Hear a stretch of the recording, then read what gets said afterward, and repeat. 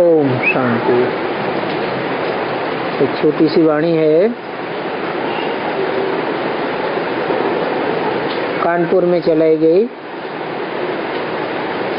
21 जनवरी 1963 की। रिकॉर्ड चला है, तकदीर जगा कर आई हूँ। बच्चों को डायरेक्शन मिलते हैं कि अब अपने बाप अर्थात शिव बाबा को याद करो।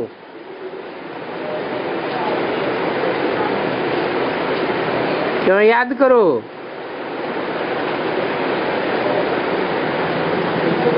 क्योंकि वो बाप ऊंच से ऊंच बाप है।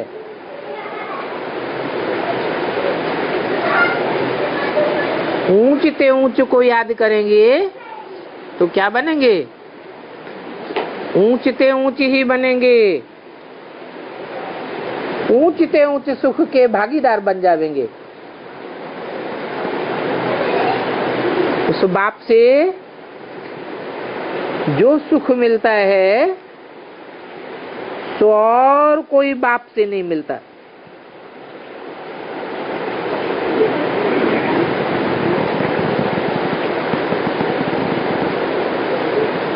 किस पर्सनालिटी की तरफ इशारा किया? पर्सनालिटी है या सिर्फ बिंदु है?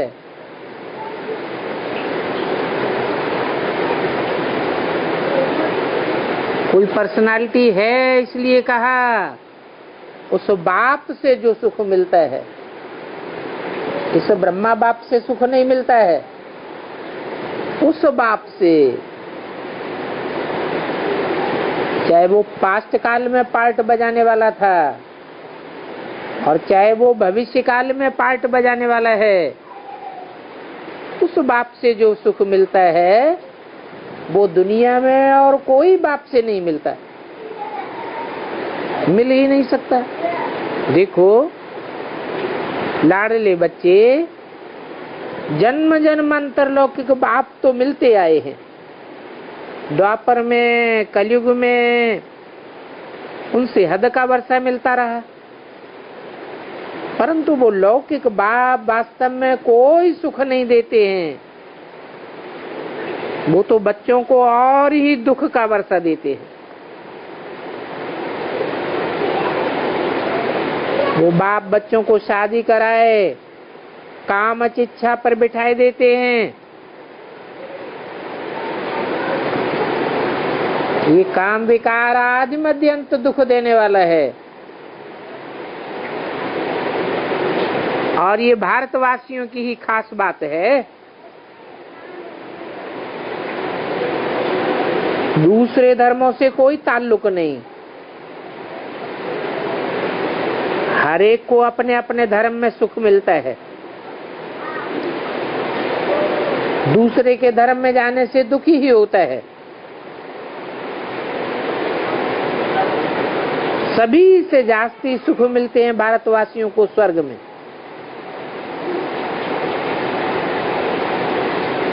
जिस धर्म को ही सभी भूल गए हैं, वो धर्म बहुत सुख देने वाला था। द्वापर से लेकर लौकिक माँ बाप काम इच्छा पर बिताए आदिमंत दुख को प्राप्त कराते हैं। फिर उस दुख से छुड़ाने वाला सदा शिव बाबा आते हैं।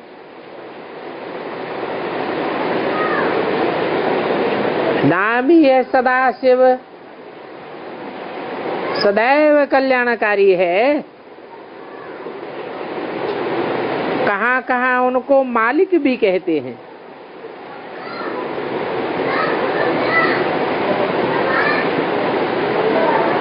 मालिक अर्थात मेरा रचयिता, मेरा मालिक, वो है सबसे ऊंच से ऊंच बाप, जो इस समय आकर के 21 जन्मों के लिए सदा सुख का वर्षा देते हैं।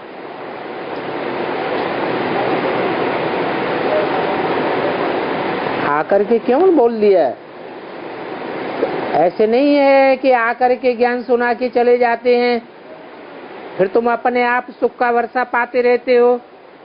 नहीं, आने का कारण क्या है? बच्चों को सदा सुख का वर्षा देने का। तो बीच में कैसे चले जाएंगे? तो वो सुख का वर्षा तुमको देवी देवता धर्म में माता पिता से मिलता है। वो सतयुग का सुख तुमको इसी समय मिलता है, और मिलता भी शिव बाबा से है, ऐसे नहीं। यहाँ तुमको वो लौकिक माँ बाप बच्चों को सुख देते हैं। उन माँ बाप और बच्चों को इस समय के पुरुषार्थ से ही सुख की प्राप्ति होती है। ऐसा बाप जो इतना अथाह सुख देते हैं, उनकी गोद कितनी मोस्ट वैल्यूबल है। भक्ति मार्ग में भी उनको याद करना चाहिए, और कोई को याद नहीं करना चाहिए। परंतु कोई को मालूम होता तो उन्हीं के पास चले जाते।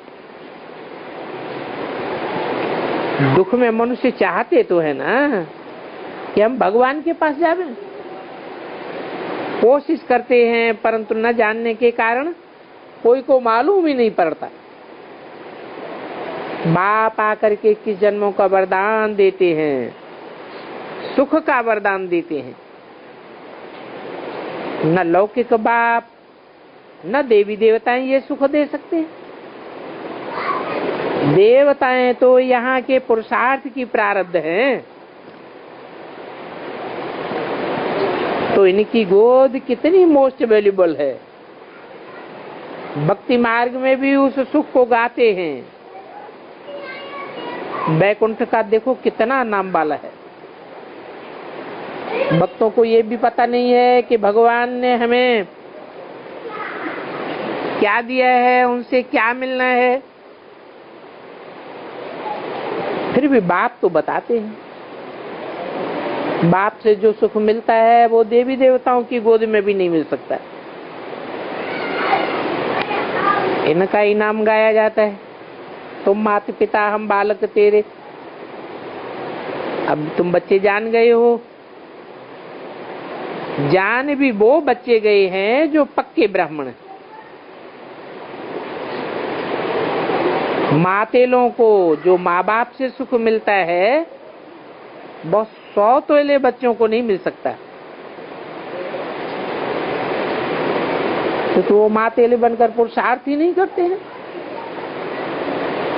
तो बाप आकर तुम बच्चों को कांटों से फूल बनाते हैं। बाप समझाते हैं, हे मेरे लाडले बच्चों, ये गोद जो तुमको मिलती है, इसके लिए भक्त भगवान को याद करते हैं। इस ज्ञान को देवी देवताओं के पुजारी झट समझेंगे। वो जानते हैं लक्ष्मी नारायण का राज्य इस भारत में था।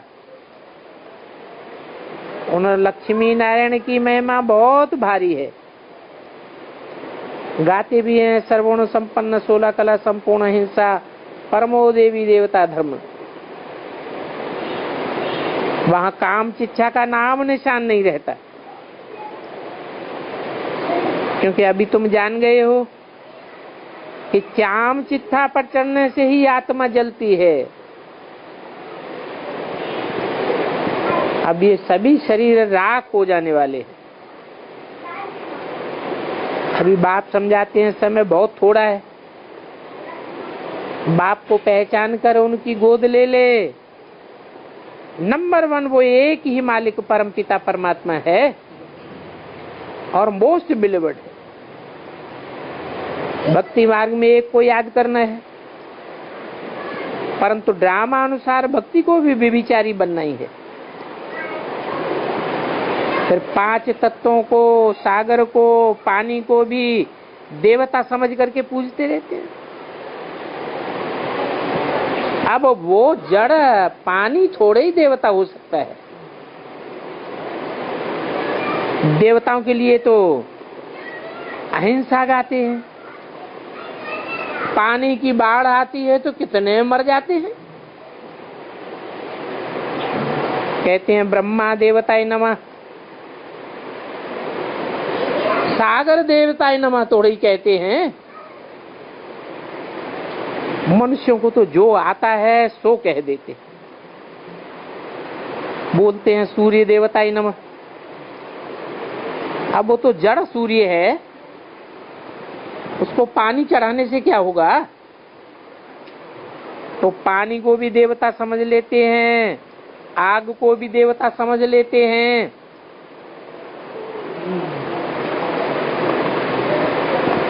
जड़ तत्वों को देवता समझ लेते हैं। देवता तो देने वाले को कहा जाता है। जड़ तत्व तो दुख भी देते हैं तो सुख भी देते हैं। देवताएं दुख थोड़े ही देते हैं। एक दत्तात्रेय गीता भी है, वो समझते हैं कि दत्तात्रेय की तरह हमको भी सबसे गुण उठाना है, तो समझ लेते हैं ये पानी से भी गुण उठाना है, पानी भी सेवा करता है तो जरूर देवता ठहरा। परंतु अभी बाबा समझाते हैं वो सत्युग त्रेता में देवताएं कब सेवा नहीं करते हैं। उन्होंने तो इस संगम युग में जो सेवा की है उसकी प्रारब्ध भोगते हैं। उन देवताओं को पिछले जन्म के पुरुषार्थ का वर्षा मिलता है। बाकी आसुरी मनुष्यों को तो एक दो को दुख देना ही है। ये सूरज चांद सितारे जड़ बत्तियां हैं, ये कोई सेवा थोड़ी ही करती है। सेवा करने वाला तो एक ही बाबा है जो कहते हैं कि मैं आकर कल्प कल्प तुम बच्चों को वर्षा देता हूं, इस वर्षे से तुमको सुख मिलता है। क्योंकि देवताएं कब एक दूसरे पर काम कटारी नहीं चलाते हैं, उनमें विचार होता ही नहीं है। अब इन देवताओं को ये आप विचारी वृत्ति में रहना किसने सिखाया। पास जन्मों की आत्मा को परमात्मा ने बैठ सहज राजीव सिखाया, जिससे ये 100 देवी देवता बने। अब तुम तकदीर जगा करके आए हो बाप के पास, तुम्हारी तकदीर जग गई है, आए हो नर से नारायण बनने के लिए। 21-1-63 की वाणी का दूसरा पेज। अभी हम फिर से 100 देवी देवता बन रहे। तुम्हारी तकदीर उन गीता पाठशालाओं में थोड़ी ही बनती है, वहां कोई तकदीर बना करके थोड़े ही आते हैं। तकदीर तो तुम्हारी यहां बनती है। बाकी जो भी वेद शास्त्र आदि है वो सब ड्रामा में नूद है। ये भक्ति मार्ग की सामग्री है जो फिर भी तुमको पास करना होगा। शास्त्र आदि पढ़ते आवेंगे। बाकी ऐसे नहीं है कि शास्त्र आदि पढ़ने से तुम मुक्ति जीवन मुक्ति धाम जा सकते हो। शास्त्र पढ़ लिए फिर वर्षा क्या मिला। गीता आदि तो जन्म जन्मांतर पढ़ते आए, फिर पढ़ने से कुछ हुआ क्या। गीता शास्त्र आदि पढ़ने से ताकत आई क्या। अब बताओ ताकत कहां से आएगी। कहां भगवान के मुख से निकले हुए महावाक्य। भगवान कहते हैं ये ज्ञान राजाओं का राजा बनाने वाला है, और कहां वो शास्त्र। वो शास्त्र तो मनुष्यों ने बैठ बनाए हैं, तुक्का लगाए दिया है। ये भी नूद है। वेद शास्त्र और भी तुमने पढ़े होंगे, तो भक्ति मार्ग में इन वेद शास्त्रों का महत्व है,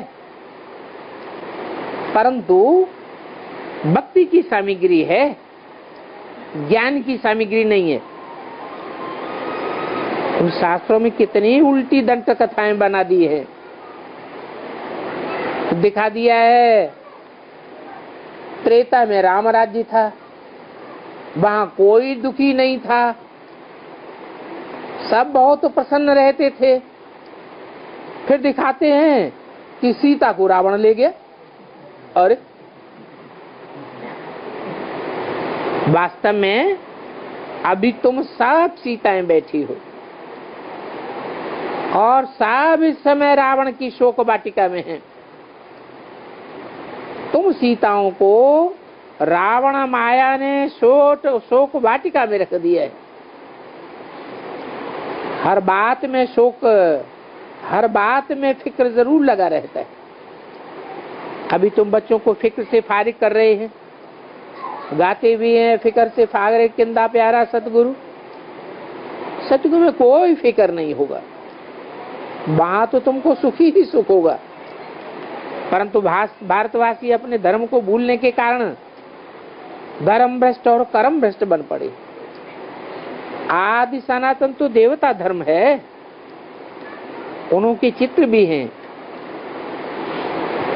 तो बताओ, ये जो पुराने पुराने चित्र मिलते हैं, ये देवताओं के चित्र हैं या हिंदुओं के चित्र हैं?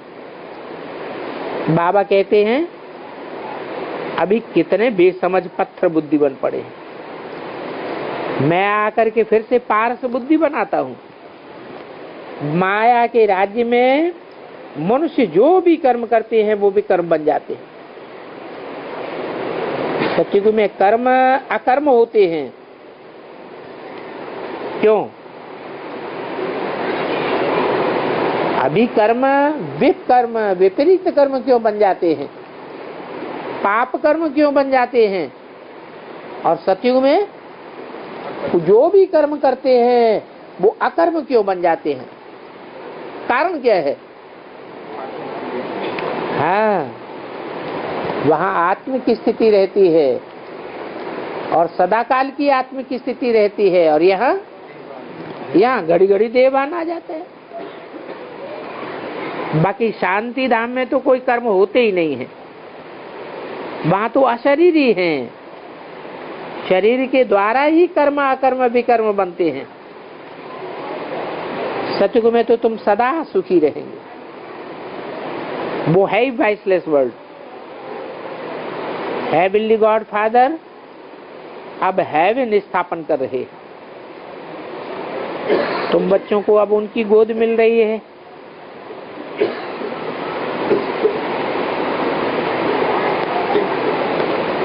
बाप कहते हैं हमारी गोद में आने से तुम कितना ऊंचा उड़ जाते हो।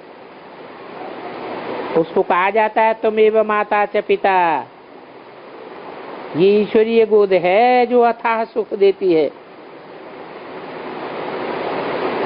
वो रामलीला बाल लीला आदि जो होती है वो सब ध्यान की बातें दिखाते हैं। कुंती ने ज्ञान सूर्य को आवाहन किया, अब उस जड़ सूर्य की तो बात ही नहीं है।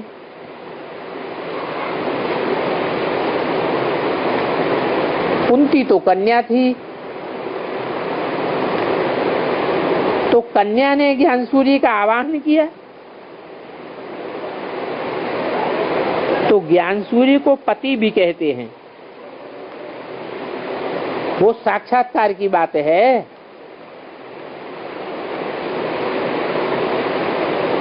परंतु इनके साक्षात्कार की बातों से क्या काम? पहले तो ये ज्ञान की बातें समझनी है। तुम सो देवता थे, सो फिर क्षत्रिय वैश्य शूद्र बने, फिर अब ब्राह्मण बन करके ब्राह्मण से देवता बनते हो। जो ब्रह्मा मुखवंशावली बनेंगे सो देवता बनेंगे। ये सारा फूलों का बगीचा बनता है। उनमें भी कोई गुलाब के फूल हैं, कोई मोतिया आदि के हैं, नंबरवार है। माया के तूफान कलियों को झट मुरझाए देते हैं।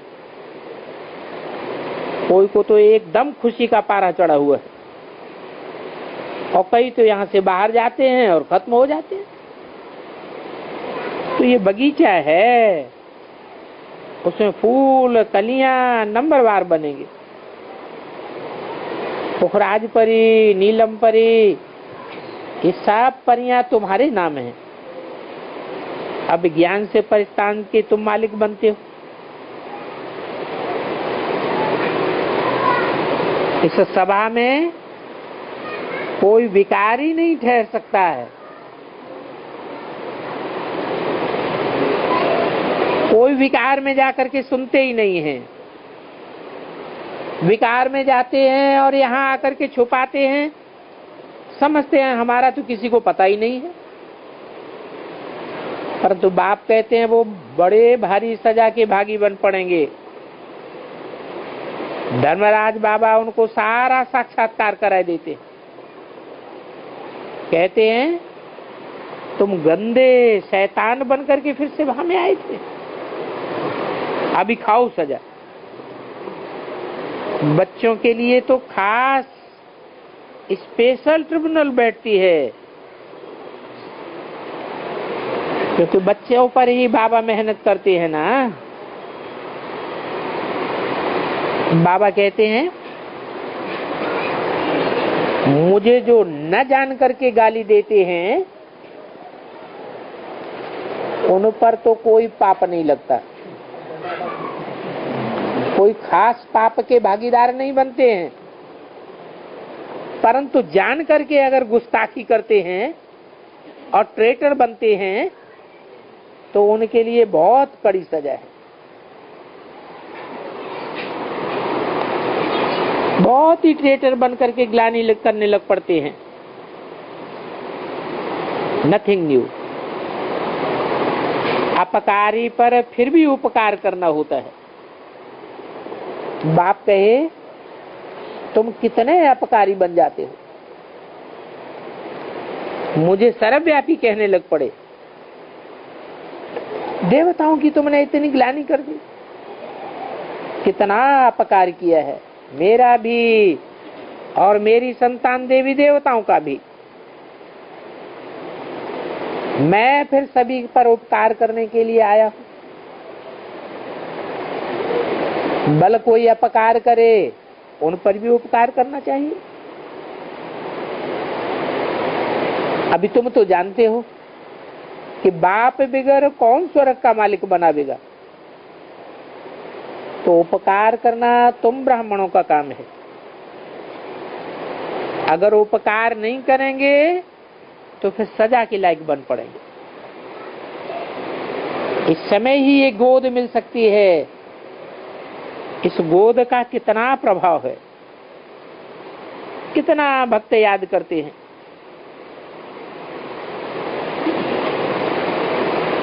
मैं तो ये नॉलेज देकर के फिर गुम हो जाता हूं।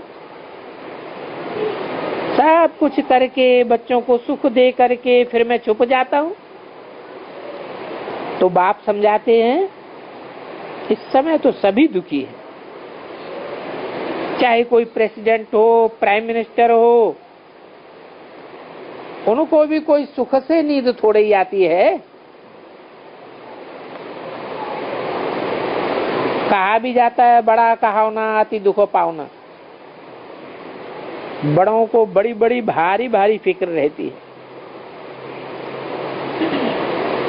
देखो यहाँ कलयुग में तो बड़े बड़े राजाओं की राजाई भी छीन ली, और ये प्रजा का राज्य भी ड्रामा में नूद है। बाप कहते हैं मैं भी इस बेहद ड्रामा के बंधन में बांधा हुआ हूं। तो देखो मुझे भी पार्ट मिला हुआ है, और भक्ति मार्ग में भी पार्ट बजाता हूं।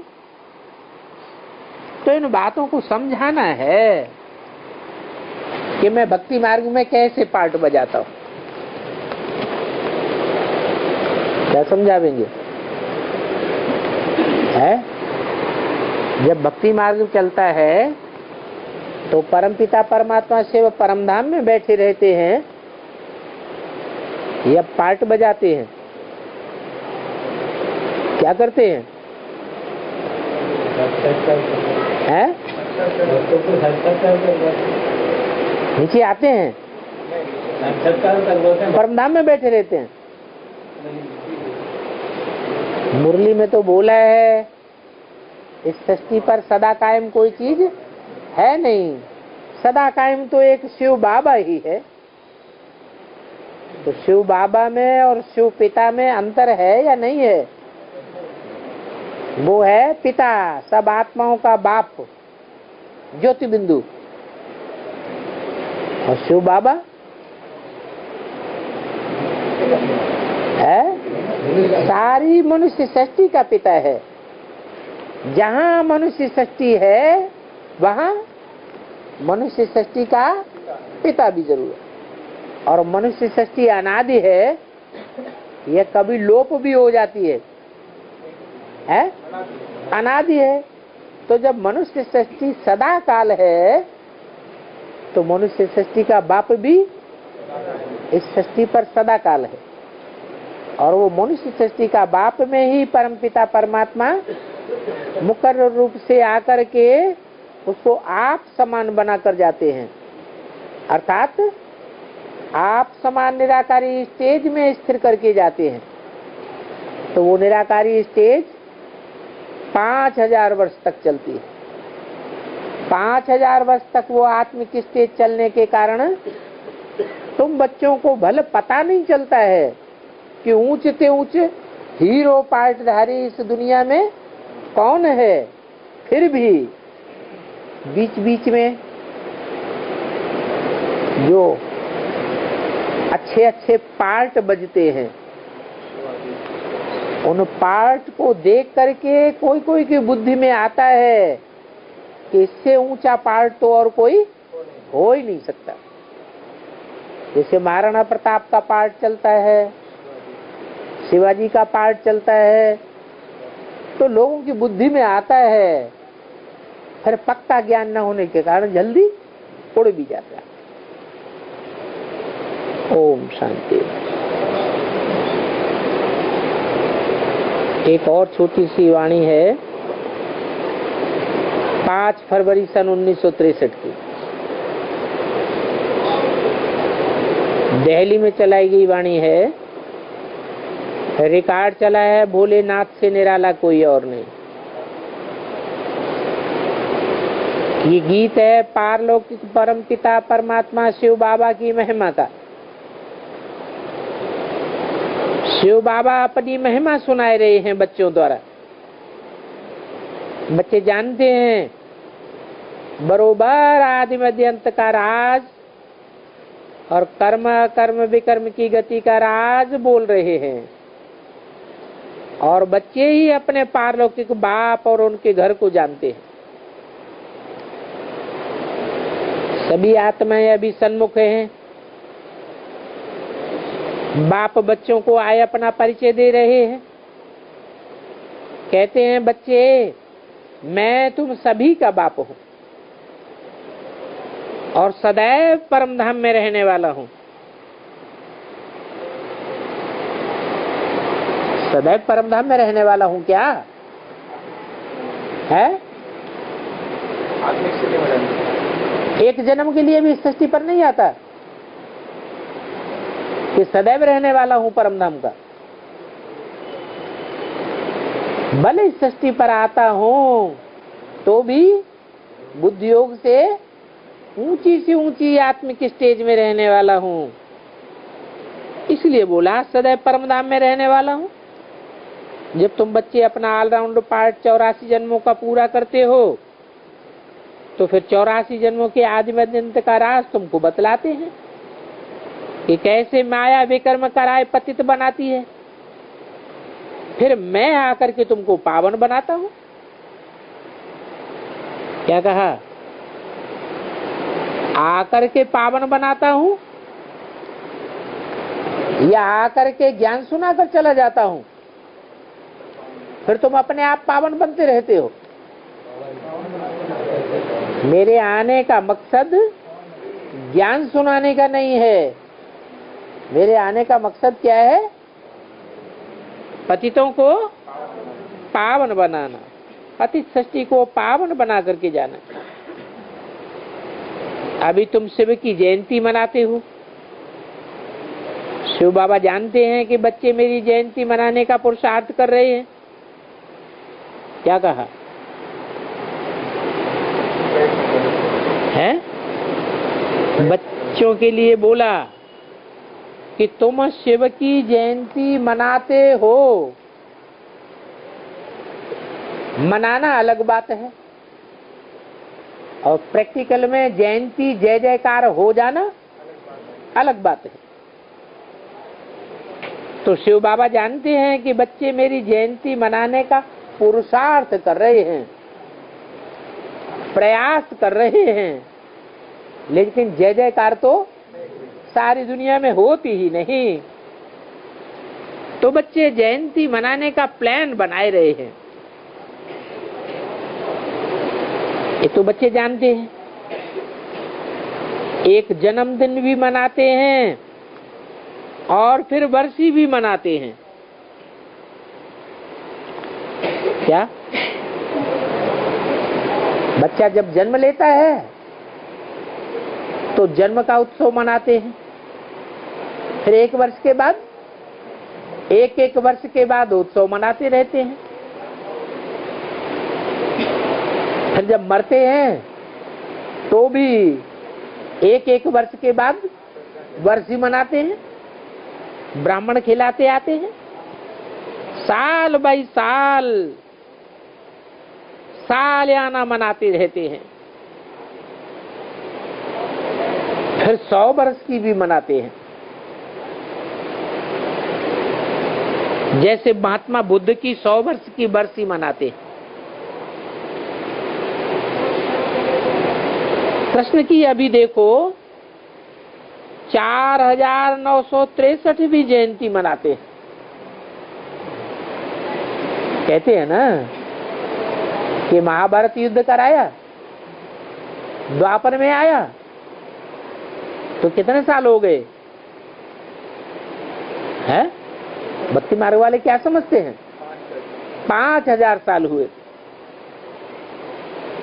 तो अभी शिव बाबा की तुम क्या मनावेंगे? उनकी जयंती मनावेंगे? अपने पीछे तो कोई भी जयंती व एनिवर्सरी मनाने वाला रहेगा नहीं। विनाश शुरू होगा, फिर जन्मदिन व बरसी नहीं मनावेंगे। बाबा की सिर्फ जयंती मनाते हो तुम। क्या कहा? सिर्फ जयंती मनाते हो, लेकिन जयंती रूपी जय जयकार होती नहीं है, मनाते हो सिर्फ। शिव बाबा कब आया, फिर कब वापस गया, ऐसे तो नहीं कहेंगे कि कब मरा। परंतु जयंती तो है, एनिवर्सरी नहीं कहेंगे, देहांत हुआ ऐसे भी नहीं कहेंगे। कहेंगे बाबा परमधाम चला गया। उनकी देह का अंत होता ही नहीं। उनकी देह है, उनकी देह है नहीं, उनकी देह अपनी है ही नहीं। तो देह खलास होने का सवाल होता ही नहीं। बच्चे कहेंगे हम भी बाबा के पिछाड़ी जाने वाले हैं। अभी जयंती जिसकी मनाई जाती है उनकी तो महिमा करते हैं। विवेकानंद की जयंती मनावेंगे तो उनके जीवन की महिमा गावेंगे। गांधी की भी जयंती मनाते हैं ना, तो उस दिन गांधी की महिमा गावेंगे। अभी तुम बच्चे जानते हो वास्तव में एक शिव बाबा की सिवाय और कोई की भी महिमा नहीं है। तो वास्तव में जय जयकार तो एक की ही बनानी चाहिए, एक की ही असली जयंती है, वो है हीरे तुल्य जयंती, और वो ही मुख्य है सभी का बाबा, और कोई की महिमा नहीं है। शिव जयंती व शिवरात्रि मनाते हैं, जरूर रात्रि को आया है, री इनकारनेट हुआ है, प्रश्न की तो बात नहीं है। यह है कल्प के अंत की और आदि दिन और रात की बात। ब्रह्मा का दिन, ब्रह्मा की रात, इनके संगम युग की है शिव जयंती। उस दिन रात की बात नहीं है, तो किस दिन रात की बात है? ब्रह्मा के दिन शुरुआत होने की बात है और ब्रह्मा की रात होने की बात समाप्त होने की है। तो कब होती है ब्रह्मा की रात समाप्त? 18 में क्यों?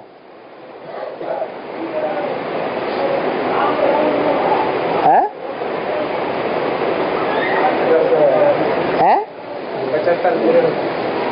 50 साल पूरे हो गए। तो ब्रह्मा ने 69 में शरीर छोड़ा, तो 50 साल ऐड कर दिए, तो 50 साल पूरे हो गए।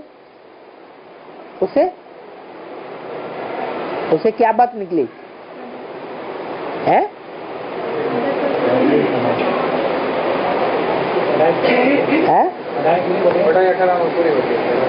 पढ़ाई पूरी होती है।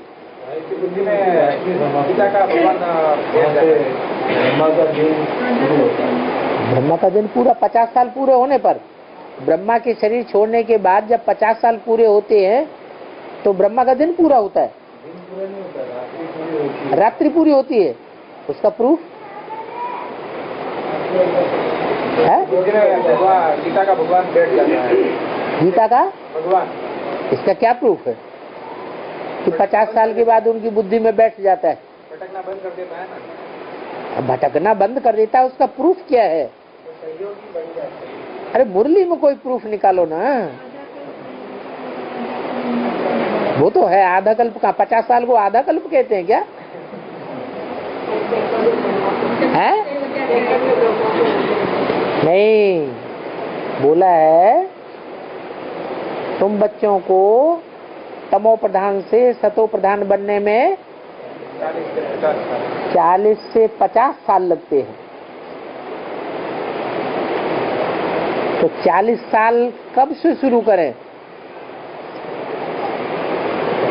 69 से शुरू करें या कब से शुरू करें? 76 से शुरू करें, क्योंकि 76 के बाद ही बाप बन करके प्रत्यक्ष होता है। बच्चों को टीचर बनकर पढ़ाता है, तो पढ़ाई जो है वो 40 साल की जब पूरी होती है तो बच्चों के लिए इशारा दे दिया कि नंबरवार तुम बच्चे तमो प्रधान से सतो प्रधान बनना शुरू होते हैं। तो बच्चों में पहला नंबर बच्चा कौन है? ब्रह्मा बच्चा, कृष्ण बच्चा। कृष्ण कहो और ब्रह्मा कहो, बात एक ही है। तो बच्चा 40 साल में पढ़ाई पूरी करके ब्रह्मा की रात पूरी करता है। ब्रह्मा की रात पूरी होती है तो ब्रह्मा सो विष्णु बनता है, तो ब्रह्मा का दिन कहा जाता है।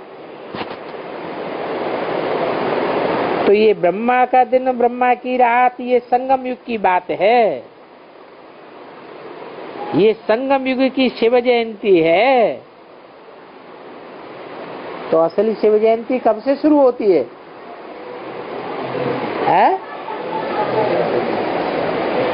2017-18 में कहें। क्यों कि सन 76 है प्रत्यक्षता वर्ष बाप का और 77 है संपूर्णता वर्ष।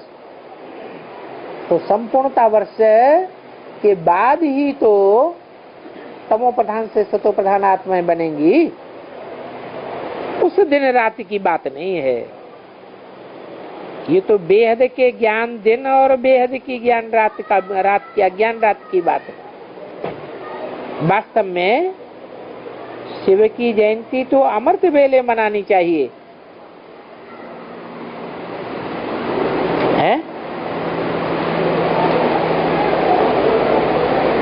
तो अमृत वेला कै बजे से शुरू होता है?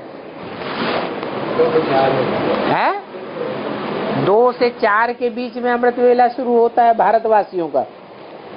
और विदेशियों का? विदेशियों का दिन शुरू होता है रात्रि के 12 बजे से शुरू हो जाता है।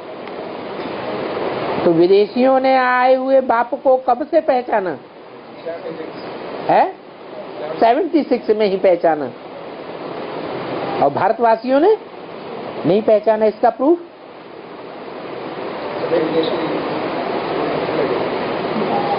कि सन 76 में जो बाप प्रत्यक्ष हुआ उसको दक्षिण भारत वालों ने पहले पहचान लिया और नॉर्थ इंडिया के लोगों ने नहीं पहचाना। यही प्रूफ है। अमृत वेले अमृत की वर्षा करते हैं, तो उनकी महिमा करनी पड़े। उन जैसी महिमा और कोई भी मनुष्य मात्र अथवा देवताओं की नहीं हो सकती। परमपिता परमात्मा इस समय ब्रह्मा द्वारा स्थापना कराते हैं।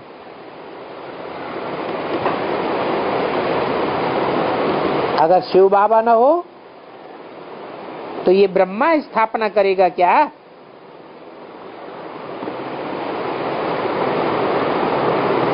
शिव बाबा नहीं तो गोया ब्रह्मा नहीं। अगर शंकर की भी बात उठावे तो शिव बाबा तो शंकर द्वारा विनाश कराते हैं। अगर शिव नहीं होगा तो विनाश थोड़ा ही करावेगा। तो महिमा सारी शिव बाबा की हुई ना। ये शंकर क्या करते हैं? उनकी क्या महिमा है? ब्रह्मा की, शंकर की अथवा विष्णु की, उनके 2 रूप लक्ष्मी नारायण की क्या महिमा है? कहेंगे कुछ भी नहीं। उनको तो बाप से वर्षा मिलता है। जिनको वर्षा दिया उन बच्चों की क्या महिमा है? कुछ भी नहीं। बाप ने अथाह सुख का वर्षा दिया है। और दिया भी किसको है? खास भारत को दिया है। किसको दिया है? भारत को।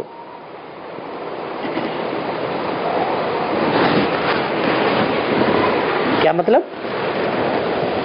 सुख का वर्षा किनको मिलता है? भारत को। माने भा माने रोशनी। जो ज्ञान की रोशनी में रत रहते हैं, ज्ञान की रोशनी में ही बुद्धि लगी रहती है, दुनियावी बातों में बुद्धि नहीं लगती है। ऐसे बच्चों को भारत, ऐसे भारत कहे जाने वाले बच्चों को वर्षा देते हैं। तो बताओ फिर लक्ष्मी नारायण की जयंती क्या काम की? अगर उनको बाप से वर्षा न मिलता तो उनकी जयंती किस काम की? वो लक्ष्मी नारायण तो सतयुग में प्रारब्ध भोगने वाले हैं। तो उनकी बहादुरी क्या हुई? उन्होंने किसी को कुछ बनाया क्या?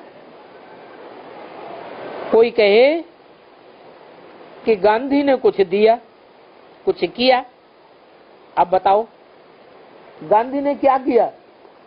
कुछ दिया करके युक्ति से ब्रिटिश गवर्नमेंट से छुड़वाया, फिर क्या नई दिल्ली बन गई? ये नई दिल्ली तो वो बना करके गए हैं। कौन? अंग्रेज लोग। उन्होंने अपने रहने के लिए बनाई थी, परंतु गांधी ने हड़ताल आदि करके युक्ति निकाली, ये भी कहेंगे ड्रामा अनुसार किया।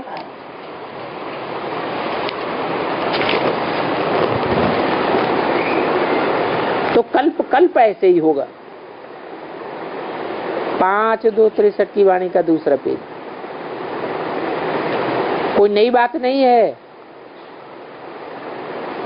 तो कहेंगे कि नई दिल्ली का फाउंडेशन तो उन्होंने डाला है। किन्होंने? गांधी ने डाला है या गांधी से पहले ही नई दिल्ली बन चुकी थी? है?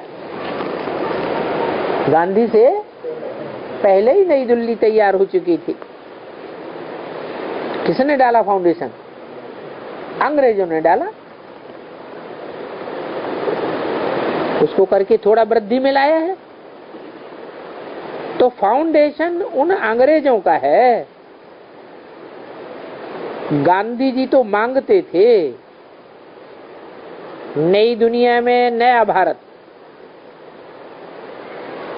नई दिल्ली परिस्थान हो जावे, राम राज्य हो जावे। तो ये तो पुराने शहर में जैसे कोई नई कॉलोनी बनाई दे, ऐसे नई दिल्ली एक कॉलोनी बनाई दी है। वास्तव में महिमा कोई लक्ष्मी नारायण की नहीं गाई जाती। महिमा तो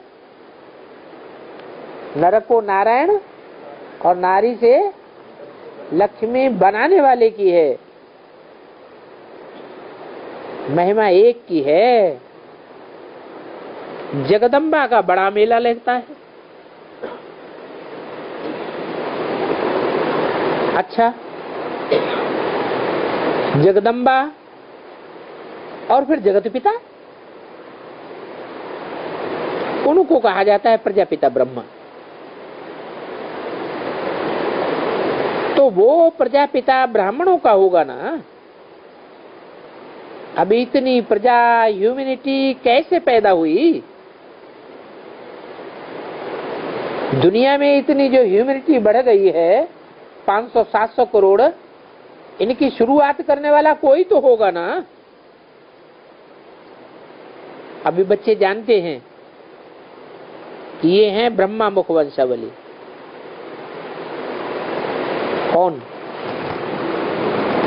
दुनिया में जो भी 500-700 करोड़ वृद्धि हो गई मनुष्यों की, ये किसकी वंशावली है?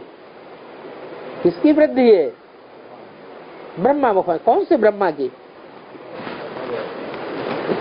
दादा लेखराज प्रजा ब्रह्मा की नहीं। वो दादा लेखराज ब्रह्मा नाम तो तब पड़ा जब ब्रह्मा कुमारी ईश्वरी विश्वविद्यालय नाम पड़ा। पहले ब्रह्मा कुमारी विद्यालय नाम था या ओम मंडली नाम था? ओम मंडली नाम था। तो देखो कितनी प्रजा बनती जा रही है। बहुत बनेगी। नंबरवार पुरुषार्थ अनुसार पढ़ाई पढ़ते हैं देवी देवता पद पाने के लिए। उनमें भी सूर्यवंशी, चंद्रवंशी राजाएं, प्रजा, दास दासियां सभी बनेंगे। तो इसको कहा जाता है किंगडम। ब्राह्मणों की व पांडवों की किंगडम नहीं है। न ब्राह्मण राजा ही करते हैं, न पांडव राजा ही करते हैं। दूसरों के ऊपर हुक्म चलाना, राजा ही करना, ये ब्राह्मणों का काम है या सेवा करना ब्राह्मणों का काम है? सेवा करना, सेवा धर्म, ये ब्राह्मणों का धर्म है। पांडव भी प्रजा, कौरव भी प्रजा हैं, परंतु उनको राज्य है। पांडवों को राज्य कहाँ है? 3 पैर पृथ्वी के भी देखो अभी नहीं मिलते। फिर सारी राजाई दुनिया में मिल जाएगी। तो पहले पहले मुख्य है शिव बाबा की महिमा। परम पिता परमात्मा निराकार है, सत्य चित्त आनंद, मनुष्य सृष्टि का बीज रूप है। वो आनंद का सागर है, ज्ञान का सागर है, परम पिता, परम शिक्षक, परम सद्गुरु भी है। उनकी बहुत महिमा लिखनी है। और शिव जयंती पर उनकी सारी महिमा करनी है।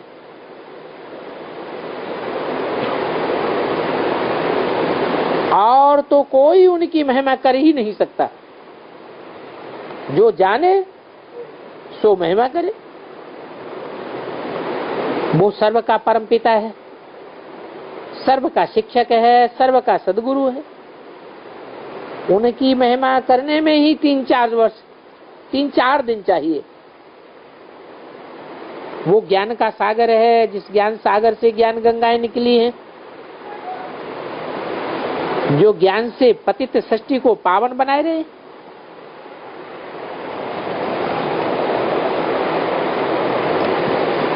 अभी तुम बच्चे 27वीं शिव जयंती मनाते हो। कौन से सन में? 63 में 27वीं शिव जयंती मनाते हो। तो ये बाबा ने डायरेक्शन दिया या बच्चों की बात बताई? बच्चों की बात बताई कि तुम बच्चे गलत फहमी से 27वीं शिव जयंती मनाते हो। बाबा ने तो नहीं कहा कि तुम जयंती मनाओ। तो ये झूठी जयंती मनाते हो या सच्ची मनाते हो? दुनिया के जो भक्त जन हैं उनकी नकल करते हो या असल करते हो? हैं? क्या करते हो? नकल करते हो। तुम्हें तो पता ही नहीं है शिव बाबा कब आया। शिव बाबा जब आते हैं तो किसी को पता चलता है क्या? आने की तो बात ही नहीं है। क्या आने की बात नहीं है? जैसे आत्मा गर्भ में आती है तो क्या कोई को पता चलता है क्या? नहीं, पता ही नहीं चलता। तो ऐसे ही शिव बाबा कब आया वो तो किसी को पता ही नहीं चलता। हाँ, बच्चा जब पैदा होता है तो सबको पता चल जाता है। तो ऐसे ही पैदा होना माना प्रत्यक्ष होना। पहले बच्चा अप्रत्यक्ष था, पता ही नहीं था लड़का है या लड़की है। बाद में प्रत्यक्ष हुआ। तो प्रत्यक्षता जयंती अभी मनानी चाहिए या नहीं मनानी चाहिए? है? जो भगत लोग जयंती मनाते हैं वो झूठी जयंती मनाते हैं या सच्ची मनाते हैं? कौन से भगत? दुनियावी भगत या ब्राह्मणों की दुनिया के भगत? ब्राह्मणों की दुनिया के भगत मनाते हैं जयंती। वास्तव में बाहर की दुनिया में तो भक्त लोग जयंती मनाते भी नहीं है। क्या मनाते हैं? महाशिवरात्रि मनाते हैं। तो अभी भक्तों की महाशिवरात्रि चल रही है या जयंती चल रही है? महाशिवरात्रि चल रही है। ये रात्रि गहराती जा रही है, अंधकार बढ़ता जा रहा है या घटता जा रहा है? अंधकार और ही बढ़ता जा रहा है। आज निश्चय करते हैं भगवान बाप आया हुआ है, कल माया, हाँ माया उड़ाई देती है निश्चय को। तो अज्ञान अंधेरे में आ जाते हैं तब निश्चय उखड़ता है या रोशनी में आ जाते हैं? अज्ञान अंधेरे में है। तो बोला सारी महिमा एक की करें, समझावेंगे। वो अभी क्या कर रहे हैं सो तुम प्रैक्टिकल समझावेंगे, क्योंकि प्रैक्टिकल में करने वाला है ना। और कोई मनुष्य नहीं जो उनकी महिमा को जानते हो। तो शिव की महिमा कोई नहीं जानते तो शिव जयंती की महिमा क्या करेंगे? करके सिर्फ होली डे मनाते हैं, होली डे करते हैं और कुछ करते हैं क्या? अच्छा, सारी रात शिव की पूजा करते हैं। क्या करते हैं? हैं? सारी रात शिव की पूजा करते हैं, महिमा तो नहीं करते हैं। अब महिमा के बगैर पूजा किस काम की? अभी तुम उनकी प्रैक्टिकल में महिमा गावेंगे, क्या गावेंगे? प्रैक्टिकल में पूरा पहचानेंगे तो महिमा भी पूरी गावेंगे। फिर कहेंगे भक्ति मार्ग में उनकी ऐसी पूजा होती है। हमारा तुम्हारा सभी का वो बाप है। शिव बाबा राय भी देते हैं, शिव की महिमा सिर्फ तुम बच्चे ही कर सकते हो, क्योंकि तुम जानते हो जयंती माना ही उनकी महिमा करना। ज्ञान का सागर है, तब तो गीता का ज्ञान दे रहे हैं।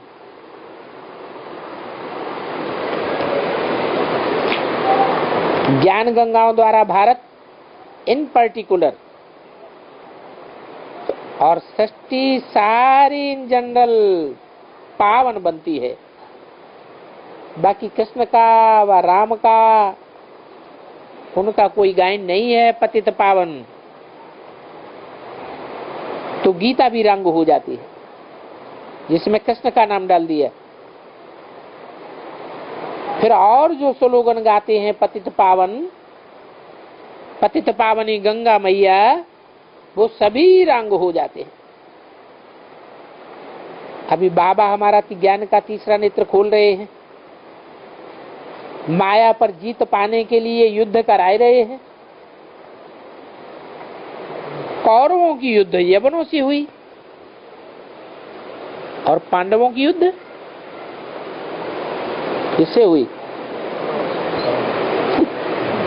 पांडव नहीं लड़ाई लड़ते किसी से प्रैक्टिकल। पांडवों की लड़ाई है अंदरूनी लड़ाई, माया की लड़ाई। तुम्हारी माया से युद्ध हुई है। इनको योग बल की युद्ध कहा जाता है। तो हर एक बात समझानी पड़े। पहले पहले शिव बाबा की पूरी महिमा करनी है। बोलो, वो शिव बाबा ही सुख का सागर है। हमको सतयुग में सुख का सागर बनाते हैं।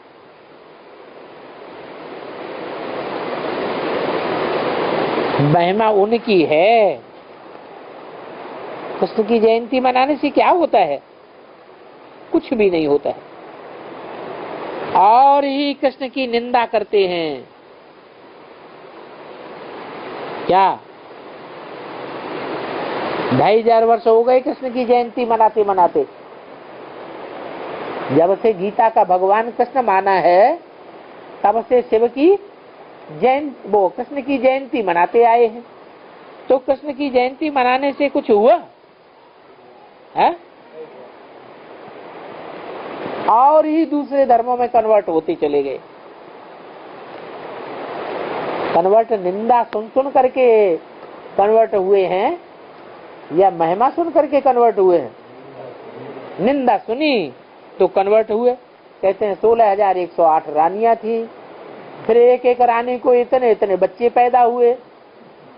कैसी कैसी बातें बनाई दी हैं। और ही निंदा के निमित्त बन पड़ते हैं। कितनी बदनामी कर दी है। तो सारी महिमा बाप की बतलानी है, जिससे सभी बातें सिद्ध हो जाएं कि बाकी सभी शास्त्र बरतनाटे पहनी है। एक ही गीता है जो पतितों को पावन बनाती है। और शास्त्र तो पढ़ते पढ़ते मनुष्य और ही पतित हो जाते। तो शिव बाबा की महिमा करो, फिर उसने क्या क्या दिया वो भी वर्णन करना है। महिमा ही महिमा करो। एक शब्द भी मुंह से ग्लानि का न निकले तो और सभी की महिमा उड़ जाएगी। तो विवेकानंद की जयंती मनाते हैं। अच्छा, जिसकी तुमने जयंती मनाई वो विवेकानंद कहाँ गया? उनको तो तुम पुनर्जन्म में ले गए।